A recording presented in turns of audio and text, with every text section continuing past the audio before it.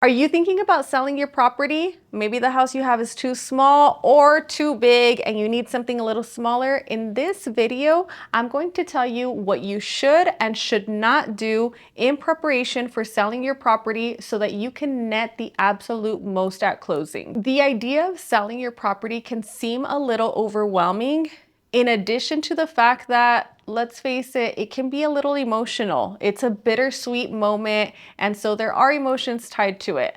However, you don't have to do a complete remodel before selling. That's one of the things that I hear my clients talk about the most is like they don't want to reach out to me because they have all of these remodels to do in the house before they go to sell, and that's just not necessary. I will tell you that the more you prepare for the sale, typically the better of an outcome you're going to get. And ultimately, this is an investment. This is one of the largest investments you've made in your life. And so the goal is to get you to net the absolute most on that sale. Some of the things that I would recommend is starting from the inside of the home.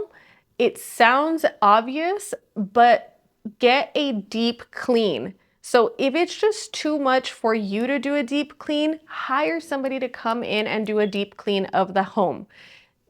This is one of the cheapest and most efficient ways to get the highest offers on your property. A second item that I would recommend is either touch-up paint on your walls or actually repainting your walls.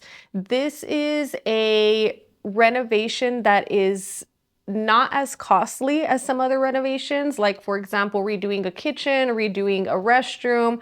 Paint on the interior and exterior of your home isn't going to cost as much. Sometimes you're able to do patchwork, but it does go a really long way. And don't forget the baseboards while you're at it. Then when it comes to staging the house, less is more.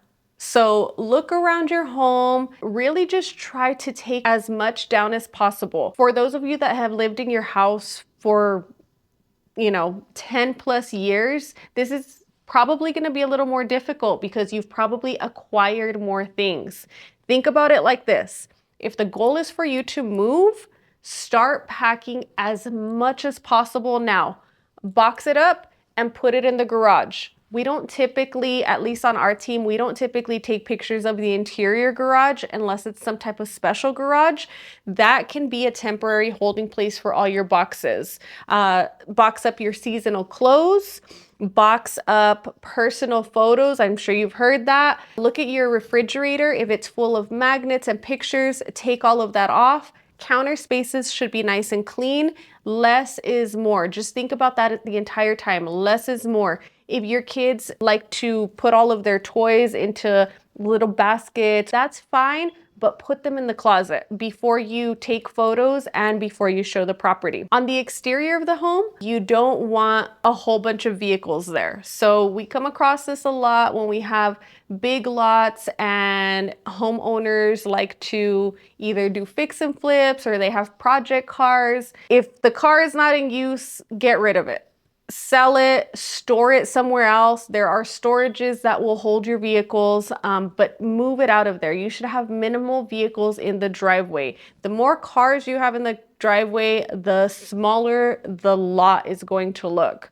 Clean up that area as well. So if it means that you get a professional landscaper to come out and clean the area, do it. The $300, $400, $500 that you're going to spend on them coming out and cleaning the area is definitely going to help benefit you long term.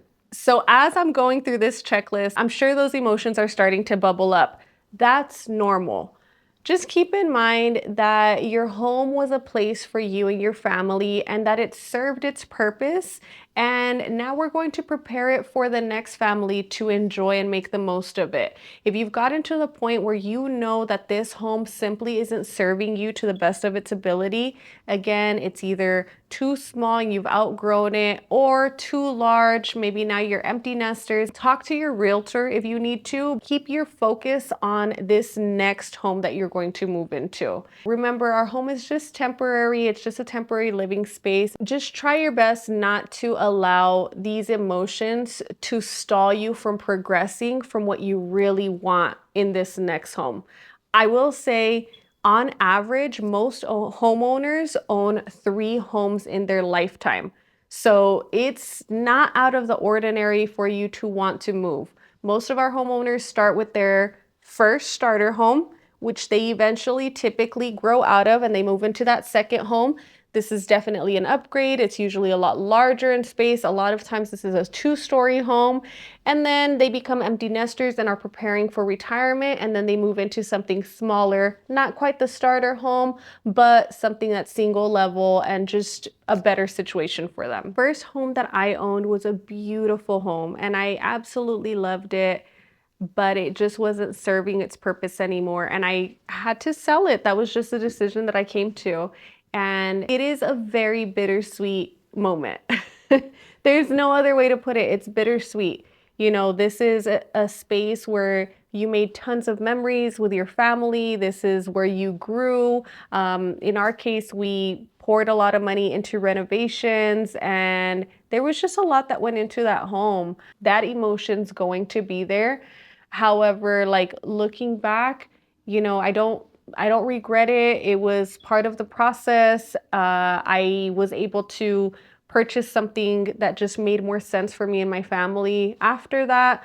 And so obviously, think it through to make sure that it is something that you really want to do. And it's also never too early to reach out to your realtor.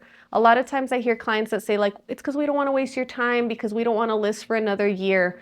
Honestly, if you're thinking about listing in a year, call me now because I'm going to help prepare you in the sense of I want to go over what you should do and should not do at the house, because you would be surprised with the amount of times that I go to a listing appointment with these homeowners and they start listing off the items that they were planning on doing that just quite frankly are not necessary for them to do.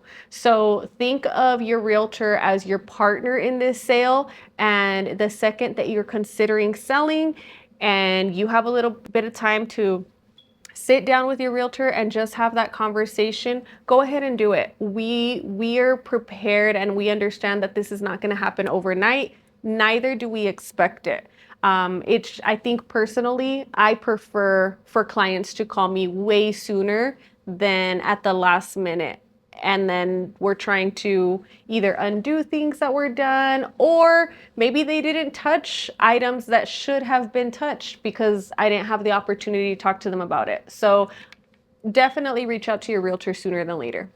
If you found that information helpful and you're thinking about selling in the next 3 to 12 months, there is a link in the captions. Go in there, fill it out, quick and easy information, and I'll send you a free checklist to help you prepare for your home listing. Lastly, remember, smart moves plus strategic investments equal rich rewards. Talk to you soon.